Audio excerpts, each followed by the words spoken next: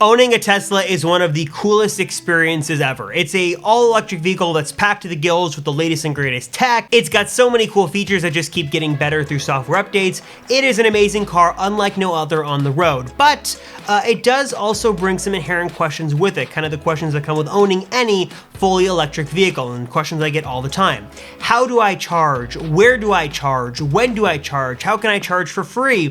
Where do I go to find a good working supercharger? How can I install a charger at my home? There's a lot of questions around charging, and I get it because charging is kind of like filling up the tank for that gas-powered car that you used to own. But also, there is one question I'm starting to get more and more often, and I see popping up that I think we definitely need to talk about, and that is, can I own an electric vehicle, can I own a Tesla, and be a very happy and fulfilled owner without having to have a home charger installed? Can I not have a home charger and still own a Tesla? Let's get the obvious out of the way right now.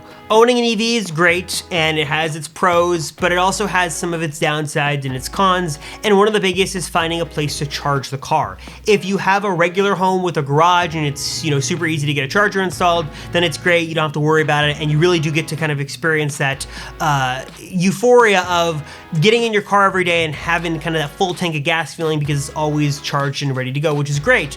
But for many people who live in urban environments, who live in apartments like myself, or you just live someplace that you rent, or you cannot install some kind of charger, can you get away without having a charger at home? How big of an inconvenience really is it going to be?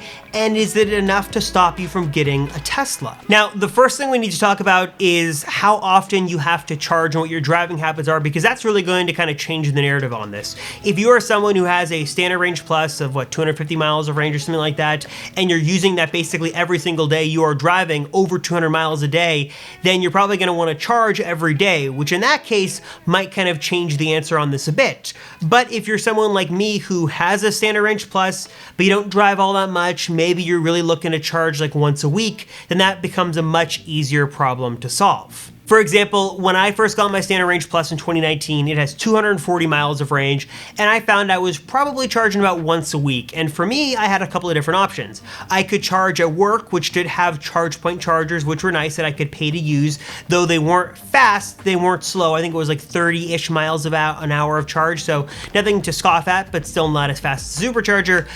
Or I could charge at a Tesla supercharger, which was free with referral miles, but would require usually waiting and having to go on weekends with a line, and then the whole tried and true story about degradation with battery and how it's not good to use the supercharger as a daily charger.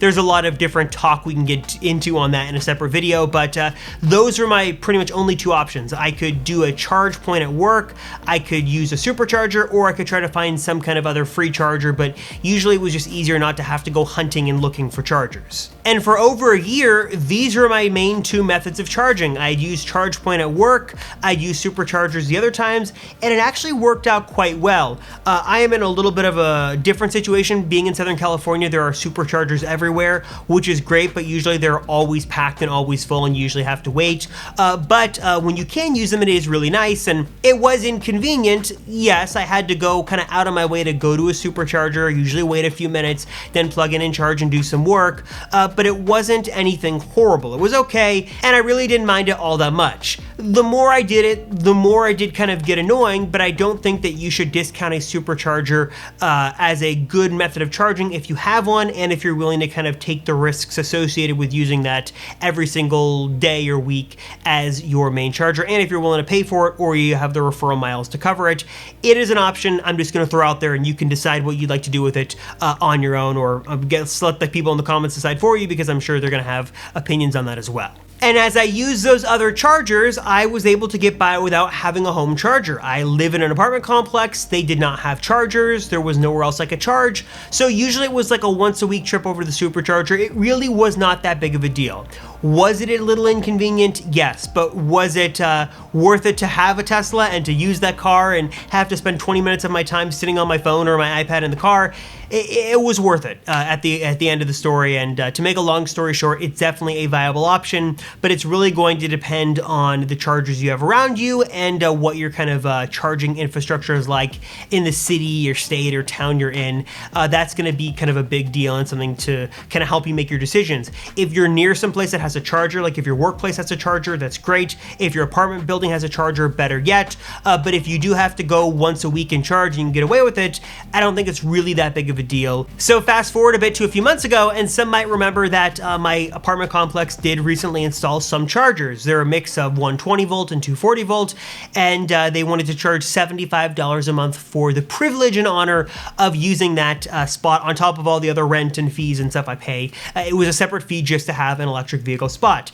And many of you suggested that I contact another resident and go half and half on a spot, which I did. So now I pay $37.50 per month to have access to this charger about half of the time, and I'm able to kind of use as much or as little of that charging current as I'd like. I can charge my car to 100, I can charge to 0, or something in between, obviously. It doesn't cost me anything different. It's kind of a flat rate, and that's just kind of how it's worked out. And I do have to say, after having that option now and paying that, $40-ish a month, it is really nice to have a home charger, I do have to say. Obviously, that's been one of the biggest selling points for years, and one of the reasons why many people jump to an electric vehicle is that if you can make that home charger work, then it really is just stupid simple. There's no having to stop at a gas station. There is no oil change. You just pull into your garage, you take your little wand, the Tesla magic wand, you plug it in your car, and your car charges and you're good to go. No muss, no fuss, it's easy, and your car is already charged and ready to go whenever you need to get in and go drive again.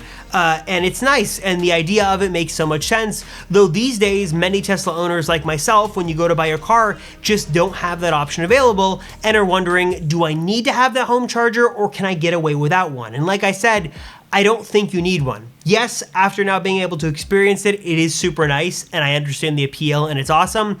But if I had to go over and do it all over again, and if that charging spot went away tomorrow, I would not lose sleep over it. It is a little inconvenient. It takes a little more foresight, a little more planning, a little more research to look up what the options are available to you. But once you find one that you can use consistently, it is going to work out quite well. On the flip side to this though, if you cannot find a good, reliable place to charge, I would caution you on moving forward with an EV purchase, just because it can start to become a little bit of a burden. Like I said, if there is an abundant location of chargers near a place you frequent, that's going to be the easiest if you can't have it at home. But if you have to start to go kind of looking and digging for different chargers and have to drive 25 minutes one way to find one, that can start to get a little bit more burdensome. And I guess you're going to have to make the decision on whether or not it's worth it to pursue and get an EV, knowing that's one of the limitations. Personally, for me, it was not a huge deal if it was already someplace I was going or if it was like 10 minutes away. But if I had to go, 3 times a week someplace to a charger that was half-hour away and it would take forever, that would start to get a little annoying for me, but that's just me. But just kind of keep in mind where you are, what charging options are near you, talk to your landlord if you can make something work, or if you can, charge at work, even better. Just make sure you know all of your options before you move forward, because you always see the fun and the excitement of the car and all it can do until you have to go start charging it regularly. Nothing is bad for the first 3 or 4 weeks, but after that, it can start to get a little annoying. One of the questions I also get all the time as well is what to do if you have a 120 volt outlet. Like my parents' house, for example, there's no 240 volt anywhere near there. If I go to see them, I'm charging with a regular old outlet. Could that be a sustainable way to charge the car? Yes and no, because that is such a low voltage of power, it's going to charge the car super slow, like a couple of miles an hour. So either if you're not driving a whole lot or your car is sitting for an extended period of time, it could be just fine. It's just going to take a long time to get your car charged up and add those miles back to the battery. I would not by any means discount that 120 volt outlet. It's great to have. It's sort of a great safety net, but I wouldn't rely on it as your main source of charging if you do a lot of driving, but definitely something good to have, but not going to be nearly as usable as a 240 volt. All right, so what do you guys think on this topic? Where do you fall? Do you think you have to have a home charger in order to really enjoy the use of an electric vehicle? Should you not buy a Tesla if you don't have a home charger? Or do you think you can make it work by getting a little creative, finding some charging stations around you, and just the joy and the excitement of the car is well worth any minor inconvenience of having to charge it? Let me know what your thoughts are in the comments down below. This is a very interesting topic, and I'd love to hear your thoughts. As always, thank you guys so much for watching. I'm Robert Rosenfeld, and I'll see ya in the next one.